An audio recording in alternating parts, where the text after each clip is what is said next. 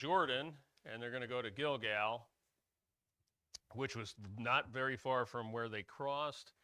Gilgal is about a mile and a half northeast of Jericho, and Jericho will be the city they're first going to go to war with.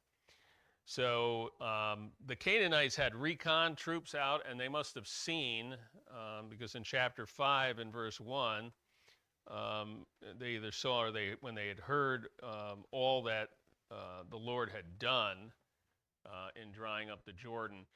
It's interesting because back in chapter 2, Rahab says the same thing. Even before they, before they got to the Jordan, they sent their spies in.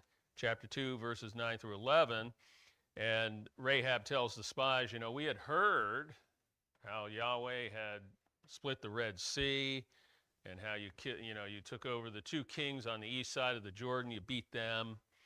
And she said, our hearts did melt, neither did there remain any courage in any man. So she had already said this, and now we get to chapter 5 and verse 1, after they crossed the Jordan, and it says, and it came to pass when all the kings of the Amorites, which are on the other side of Jordan westward, and all the kings of Canaan, which were by the sea, heard that Yahweh had dried up the waters of Jordan from before the children of Israel until they were passed over. It's like another Passover here. That their hearts melted, neither was there spirit in them anymore because of the children of Israel. And so it's almost a repeat, but now they're really afraid, and they're totally demoralized, if you will, because of what God did.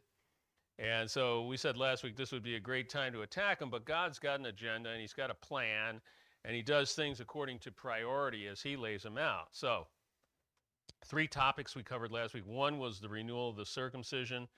So Joshua 5, 2 and 3, he's commanded to circumcise all the males who previously were not circumcised. He was told to get sharp knives for this rite. This whole issue of circumcision goes back to Genesis 17. It's part of the Abrahamic covenant. In fact, it was the sign of the Abrahamic covenant. It's interesting that God holds this in high value, because when Moses was coming back from Midian, God tries to kill him, and we find out it was because he didn't circumcise his son.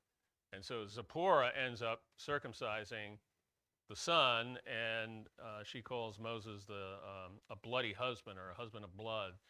And apparently the theory is Zipporah didn't like this circumcision thing, so she talked Moses into not doing it when he was a little boy. But God held it in high regard, and so now God's going to kill Moses, so Zipporah ends up the one who hates the circumcision. She has to actually circumcise her son. So Leviticus 12, so this is before the law. In Leviticus 12, 2 and 3, incorporated into the Mosaic law then was the rite of circumcision, but the foundation of it was the Abrahamic covenant.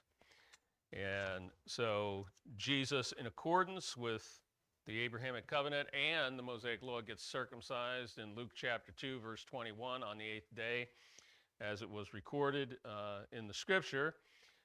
Paul had Timothy circumcised, Acts chapter 16. Timothy's half Jewish. His father's Greek. His mother and his grandmother, we know their names, and they were Jewish. So Timothy was schooled in Jewish theology growing up. But when they went out on missionary journey, they're going to go into the synagogues to the Jew first, and if they find out he's part Jewish, they're going to want to know, was he circumcised? It would come up. So Paul says to Timothy, you have to get circumcised to come on the missionary journey. Titus, on the other hand, is a Gentile. He doesn't get circumcised. So Acts chapter 15, the Jerusalem Council, it's a big debate over, circumcision and obeying the law of Moses. And the conclusion is by grace alone, through faith alone. And so Paul didn't forbid circumcision for Jews. Gentiles, it wasn't necessary. And so, even today, it's a sign. It doesn't save anybody. It doesn't even get you more holy. It doesn't do anything, but it's a sign of the Abrahamic covenant for the Jewish people today. Verses 4 through 7, the explanation is because when they came out of Egypt, I'm going to summarize, when they came out of Egypt, the parents didn't circumcise their kids in the wilderness, but they were circumcised in Egypt. And so you had any of the kids that came out of Egypt, they were like probably were circumcised, but the ones born in the wilderness were not. So God says, you got to circumcise them. So he has Joshua do that. Verses 8 and 9, they had to recover after the circumcision. So they, by the way, they came out on the 10th of Nisan. The 10th of Nisan was the day when they're supposed to get the lambs, bring the lambs in, and then on the 14th of Nisan, that's when they slaughter them. And at sundown, they have the Passover. So they come out of the Jordan. It's on the 10th, and it tells us that in chapter 4 in verse 19. So in verse 9 it says that Yahweh said to Joshua, I have rolled back, or I have rolled away the reproach of Egypt from among you. And Gilgal actually means to roll back. That's what. So it's kind of a play on words. That's where they meant. And God says, I rolled back this reproach. The reproach was probably the fact that the Jews were down in Egypt and they were probably scorned and ridiculed and mocked, that God said he was going to be a God to them and give them a land, and they're slaves. So they were ridiculed over that whole issue. But now God delivered them, and God actually brings them into the land. And because they're so they have to get circumcised. So with the cutting away, rolling back in a sense, now he's removed the reproach, is what he says. Okay, then we looked at briefly celebration of Passover, verse 10. And so Exodus chapter 12, verse 48 says they had to be circumcised to observe Passover. And so everybody down in Egypt was circumcised. And so in Gilgal on the 14th of Nisan, they're going to celebrate the first Passover in the land proper. And I think I noted last week, as far as we know, as far as what's on record, this was the third Passover they observed. So they did it in Exodus 12 on the night of Passover. Numbers chapter 9 at Sinai, when they were getting ready to leave camp, they had Passover. And then we don't have any record of them observing Passover until now. So this is the third time on record.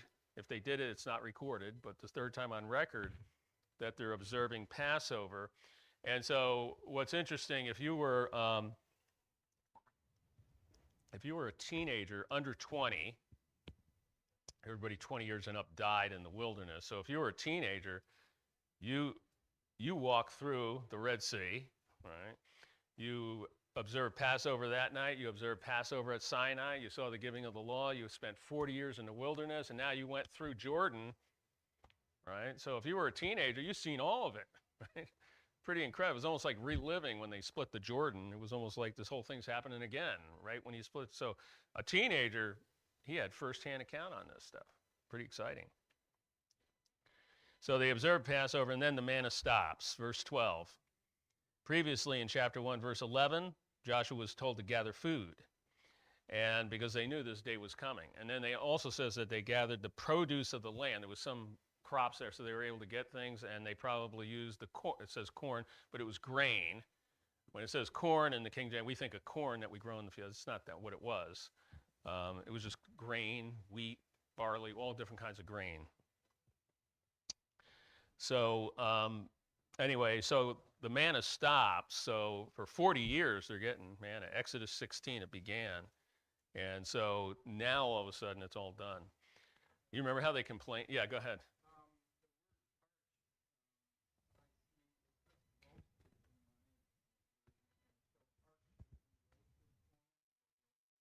Grains. Is that kind of fried? Roasted. Okay. So, and I think they, that's how they probably made the matzah, right? They fry it in a pan. Yeah, it's roasted or it's fried. Yeah. All right. Right. They had to have something to fry. Yeah, they had to have something. You go to Sendix, you buy butter, and no, it's really easy, right? So Anyway, it's interesting how they used to complain. Remember, they complained about going back to, I wish we were back in Egypt. Why? Because they had the leeks and the garlics, and they had delicacies down there, and they're out in the wilderness, and they got manna, and so many complained. But now manna's over, and now they're in the land. They're going to get the good food, and it's easy to complain. It's easy to go back to Egypt, even in our Christian life. Yeah. Right. All right. Okay, so we're going to go now to verse 13. So now we're in actually Roman numeral 2, and this is the second major section in Joshua. So we finished part 1. Now we're in part 2. And this is chapter 5, 13 through chapter 12. So it's a pretty long section. And it's entitled The Conquest of Canaan, because now the war is going to begin. And so, and then the third division is chapter 13 through 21. And then the fourth is the conclusion. So we got only 4 sections of Joshua. Chapter 5, verse 13 through 15 is entitled it's the introduction to this section, and it's entitled, subentitled, The Divine Commander. And so what happens next? Everything that's going on up to this point is all in preparation for what we want to call Holy War. And now they're in the land proper. Now, the Holy War already began. Every time they fought, it was a holy war. The Amalekites, it was a holy war. Og and Sihon on the east side of Jordan. It was all part of holy war. So it already began, but that was under Moses' leadership. And Moses is dead now. Now they're under Joshua. So they really hadn't a battle with Joshua yet. They did a lot of things, but they didn't get into a combat with Joshua. Joshua was the captain, right? He was the commander, and he fought with the people. So they knew him, but he never held the position like what Moses had as they would go and engage in holy war. So now Joshua's new leader. So they got circumcision, they got Passover, the manna stops, and he's led them every step of the way. Everything that Joshua said is coming to pass, and in fact, God said, I'm going to magnify Joshua in the sight of all the people. And so he begins to do that. And so the people they have confidence in Joshua. So, especially splitting the Jordan River, that was a big deal. So what happens next is Joshua is going to have an encounter with God. And this encounter with God is really the pre-incarnate Christ, as we understand it, for a number of different reasons. So this whole scenario is similar, not identical, but it's similar to 2 other Old Testament situations. One was Jacob wrestling the man all night, who was probably the pre-incarnate Christ. And the other was Moses at the burning bush, because there's some similarities and differences that take place with Joshua. One of the, very clearly when Moses was at the burning bush, it very clearly says, and the angel of Yahweh spoke to Joshua. So we know the angel of Yahweh was there. Jacob didn't say the angel of Yahweh. But in all 3 situations, you had Jacob, you had Moses, you have Joshua, they are embarking upon a life-death situation. It's a pretty serious matter, okay? So like with Jacob, the next day he's going to be confronted with Esau, and Esau has an army, right? And so it's a life-death situation. We don't know what's going to happen. Jacob didn't know what was going to happen. Turned out to be a good thing, but it was still a life-death threatening situation. Moses, he's going back to Egypt, right? He's got to face Pharaoh the king. He was wanted for murder, right? That's why he fled 40 years earlier. So what's going to happen? He's got a lot of fear. I go back into Egypt, I'm a dead man, right? I'm wanted. So life-death situation. And so Joshua, he's getting ready to engage in the land with all these Canaanite nations, right? There's 7 of them, and they are not necessarily nations, they're city-states. We call them nations. And they're powerful people, and this is life-death. So there's similarities and there's differences between the Jacob, Moses, and Joshua thing, but the similarities are life, death, and they have this encounter with God. Chapter 1, verses 5 and 9, God told Joshua, do not fear, be strong and courageous, and then he always puts in, for I am with you. Verse 5, verse 9. God says, I am with you.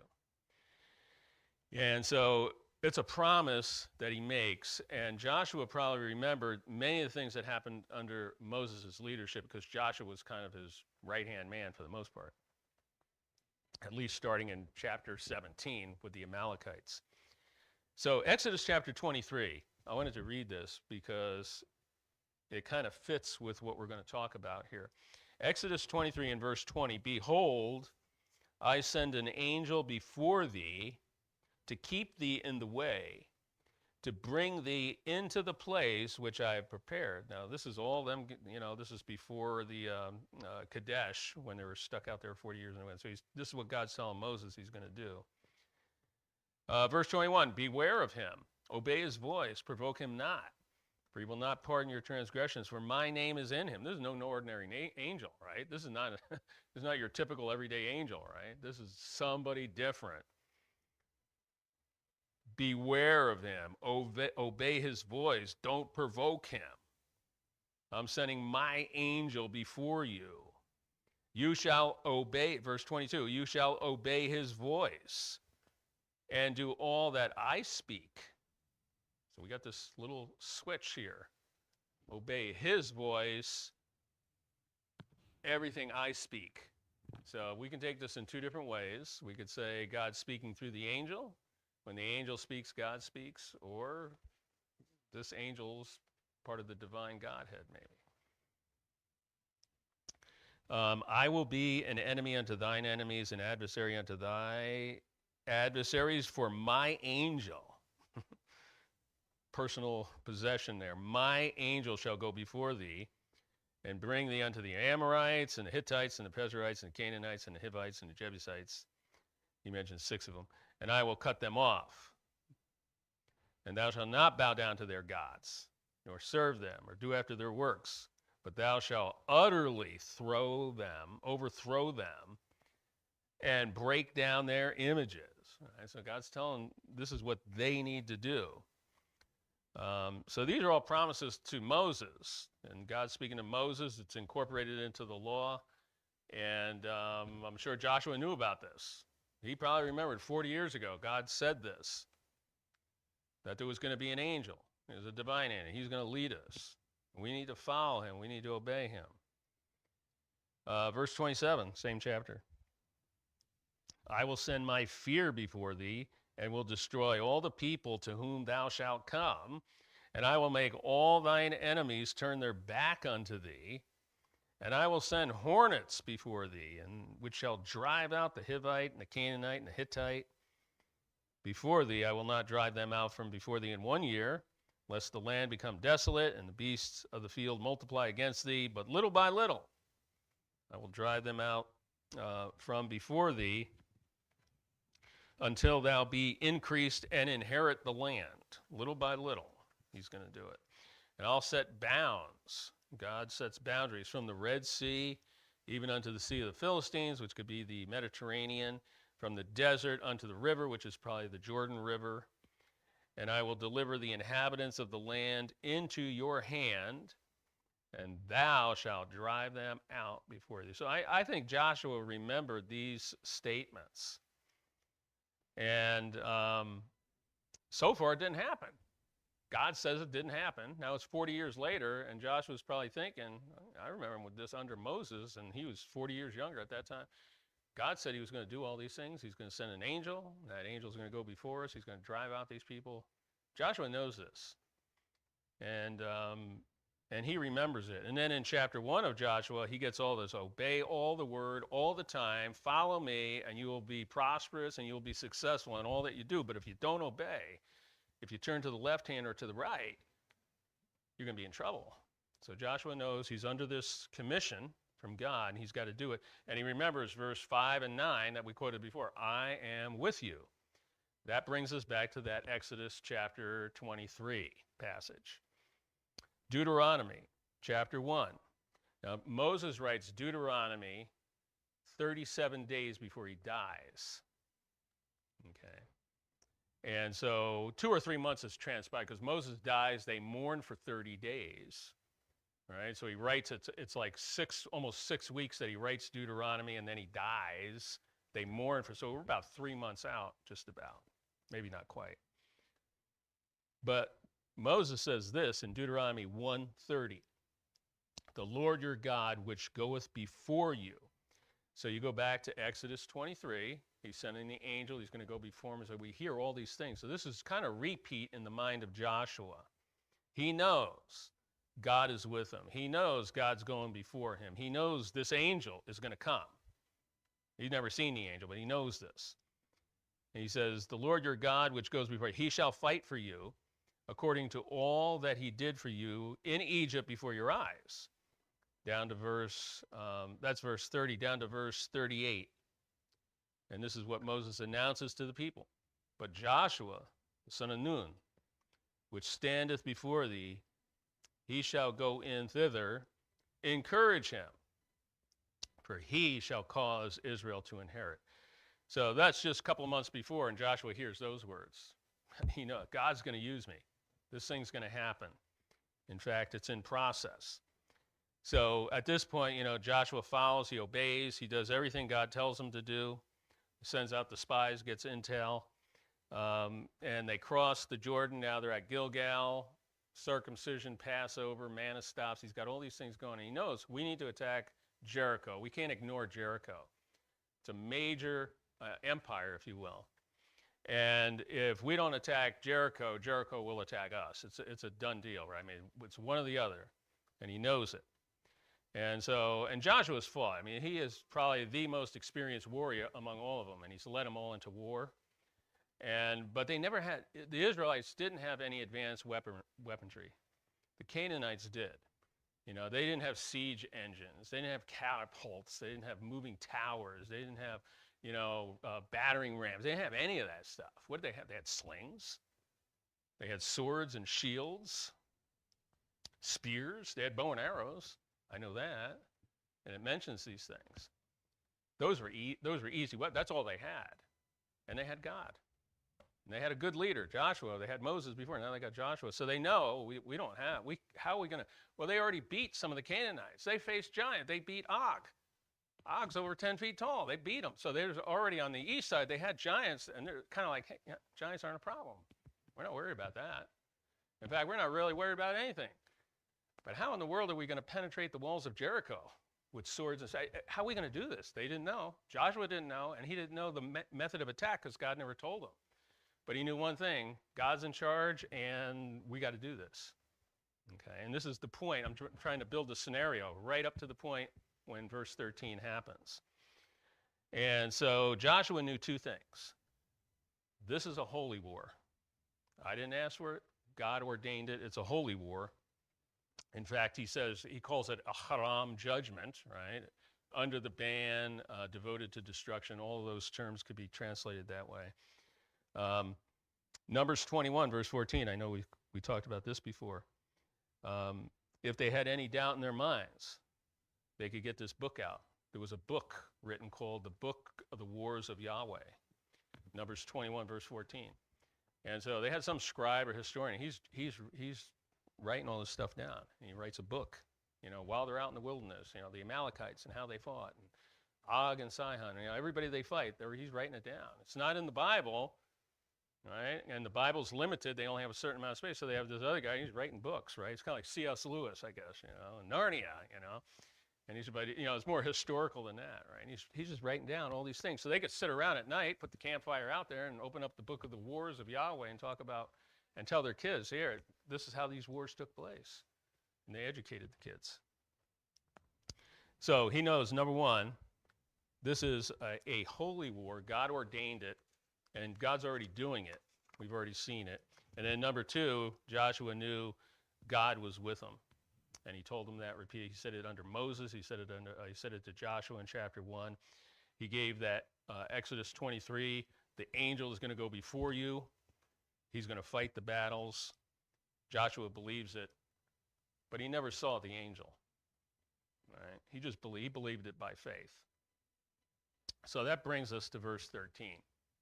Okay, so let's look at verse 13 because we haven't read it yet. And it came to pass when Joshua was by Jericho that he lifted up his eyes and looked, and behold, there stood a man over against him with his sword drawn in his hand. And Joshua went unto him and said to him, Art thou for us or for our adversaries? And he said, Nay, but as captain of the hosts of Yahweh am I now come. And Joshua fell on his face to the earth and did worship, and said unto him, What saith my Lord unto his servant? And the captain of the Lord's host said unto Joshua, Loose thy shoe from off thy foot, for the place whereon thou standest is holy. And Joshua did so. So remember, we noted there's some similarities with Jacob and with Moses, right? The Jacob thing, he saw a man, right? And then he wrestles that man. Moses, the burning bush, the angel of Yahweh speaks to him, right? Now, Moses didn't wrestle him. He's in the burning bush. Moses debates him. He argues with him. I'm not the guy. Pick somebody else, and they go back and forth. But the angel of Yahweh tells Moses, take your shoes off. Right? So you see, we got parallels, we got similarities and a lot of differences in these stories. And so Joshua sees this man. He lifts up his eyes, he sees a man, and the man standing in front of him is no ordinary man. This man's he's in armor. He's a warrior. And he's got a sword drawn. He's ready to go to battle. And Joshua's not a fearful. Joshua was told, don't be fearful. And Joshua fought many a battle, went up against giants with swords pulled.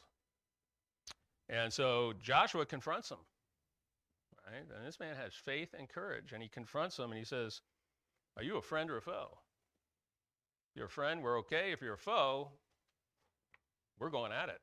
I know that's what Joshua's going to do. He's not going to back down. So the response in verse 14 is this individual, this man with the sword out, he says, I'm neither friend nor foe. I'm the commander of Yahweh's army, right? And that's literally what it means. I'm the commander of Yahweh's army. The host means army. Savah in the Hebrew is an army. And so this was shocking. Joshua immediately, his mind went back to Exodus chapter 23. He knew an angel was coming. He knew there was such a thing as an angel of Yahweh. He'd never seen this angel before. So now, perhaps this is it. And one thing that goes through the mind of Joshua also at this time is probably, this holy war is kicking in. If this guy's the captain, the commander of Yahweh's army, we're in good stead. So the army of Yahweh, or the host, as sometimes it's translated, would also entail angelic beings. Because Yahweh comes down and he comes to fight. And he's fighting. And it's interesting because, to the Gentile nations, they were given, in Deuteronomy chapter 33, God gave, after Babel, and he disperses the nations, he puts demons over them. Demonic realms, and we run into them in the Old Testament. Book of Daniel, you got the Prince of Greece, the Prince of Persia, and all these countries got demons running them. And we know the Canaanites did what? They were demon worshipers. They were demon worshipers. And so when you see the Elohim in the Old Testament, sometimes it just says gods. I'll give you an example, Exodus chapter 12. God says, I'm going to exercise my judgment against all the gods of Egypt. Exodus chapter 12, I think it's in verse 12. And so what he really means is not that there's gods, but the term Elohim is a shortened, abbreviated form of saying the sons of Elohim. And the sons of Elohim is angelic. And it could be holy or it could be, elect or evil, one or the other. They're sons of Elohim. And so in that context, they're evil angels. And we know the Canaanites, they worshiped all these false gods, quote unquote, but they were really demonic. So did Egypt. That's why God said this war is not just against Pharaoh, It's not. It's against the gods. It's against the demons of Egypt. This is a holy war between the two. And so when he says, I'm the captain of Yahweh's army, it entails angelic beings, and they're going up against what? They're going up against the Canaanites, who also have an army, an unseen army of demonic creatures, no doubt. So Joshua falls down, verse 14, Joshua falls down on his face to the ground, and it says, and he worshiped, because he understands this is no ordinary man. He probably knows in his mind that this is God. This is the pre-incarnate Christ. He wouldn't say the pre-incarnate Christ. But he says, my Lord, he uses the term Adonai here. What saith my Lord unto his servant? He says, take off your shoes. Now, I'm sure this resonated with when Joshua heard that for certain. If he had any doubt, any doubt in his mind, he knew the Moses account. Same thing, take your shoes off, this is holy ground. Right? And so Joshua does this, and he takes off, and he's down on the ground, because it says, and he did so. And so this leader, this man with the sword, he's no passive general. You know, that, we get, I remember watching these, the movie Gods and Generals with the Civil War. You know, the general always sits back on the hill, and he's got his binoculars out, He's telling everybody what to, but, Joshua didn't fight. Joshua fought with his men, and here this angel of Yahweh, he's going to fight, and he's got the sword drawn, So he's not a passive general. He's an active general who is going to, take up the sword and fight with his people. And Joshua was that way. In fact, Joshua was a lot like him. In fact, Joshua was a type of this man. So I always say this is Joshua meeting Joshua, right? Because if it's the pre-incarnate Christ, his name is Yehoshua, his earthly name. And Joshua is a type of Christ. There's no doubt about it. I mean, it's clear in the New Testament he is. So you got Joshua meeting Joshua. He pulls aside, I'm going to fight. And Joshua's like, yeah, I'm going to fight. They're two peas in a pod, so to speak, right? Very much the same. And so Joshua meets the real commander of the army. He thought he was the commander, and he is on the earthly realm, but he meets the real commander. He meets the God that's going before him, the one that Moses talked about in Exodus chapter 23. He's the one that goes before him and will fight these battles. He will drive out those Canaanites. Our job is to pick up the sword and follow him. And so that finishes chapter 5, and it sets up everything that's going to take place after that. So we got a few minutes. Any questions, comments, thoughts? Yeah, Jim.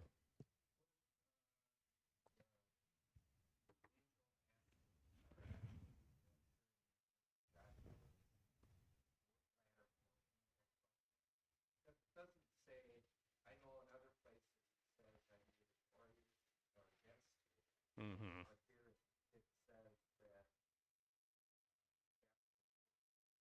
Mm-hmm.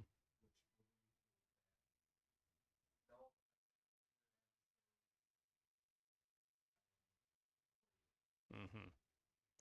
Right. Yeah. So it is an interesting question. Are you for us or against us? I think is what Joshua asked. For us or for our adversaries?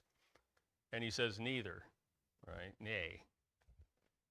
So who are you for? Who are you against? It is kind of a interesting response from him. And I think his point is, I'm God. It's not like I'm for one person against another. I'm God. I am who I am, and you need to follow me. So I think that was kind of the meaning behind that. So, but ultimately, he's on Joshua's side, right? Because he made all those promises. Yeah. Good.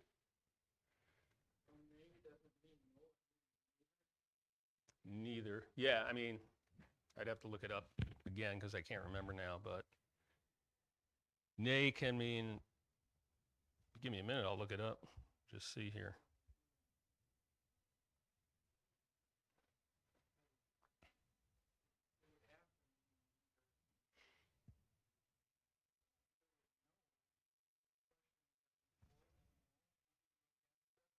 No. Right. And I think, like I said before, I think the whole thing is I'm God. you know, you just follow me, right? So we're at chapter 5, which verse was that? 14. Let me get to 14 here and I'll find out if it's a negate. Oh, it's a negate. Yeah. Mm-hmm.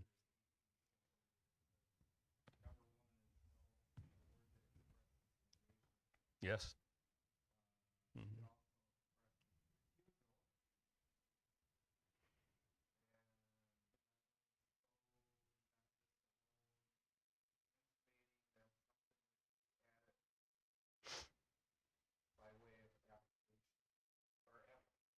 Yeah.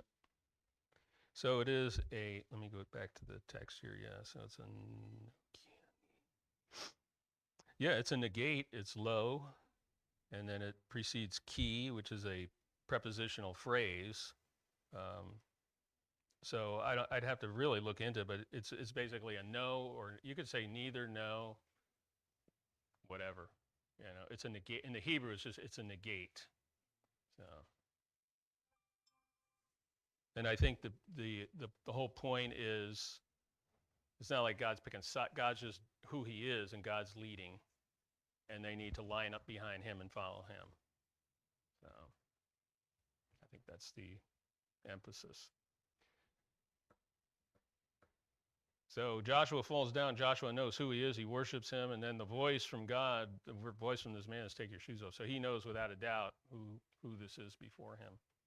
So having never met the angel of Yahweh, he realizes now I'm probably standing right before this angel that Moses talked about in Exodus 23.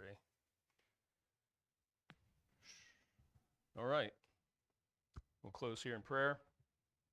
Get ready for the service. Father, thank you for the great privilege we have to study the Word of God, and pray the Holy Spirit work in our lives. There's many lessons as we unpack this great book of Joshua, and some of the great promises that you made, promising Joshua and the Israelites. And the promise of your presence is the greatest. So we have that same promise. You're with us. Matthew chapter 28. Wherever we go, as we're making disciples, you are with us. And we're thankful for that and for the ministry of the Holy Spirit that is in us. So bless our service as we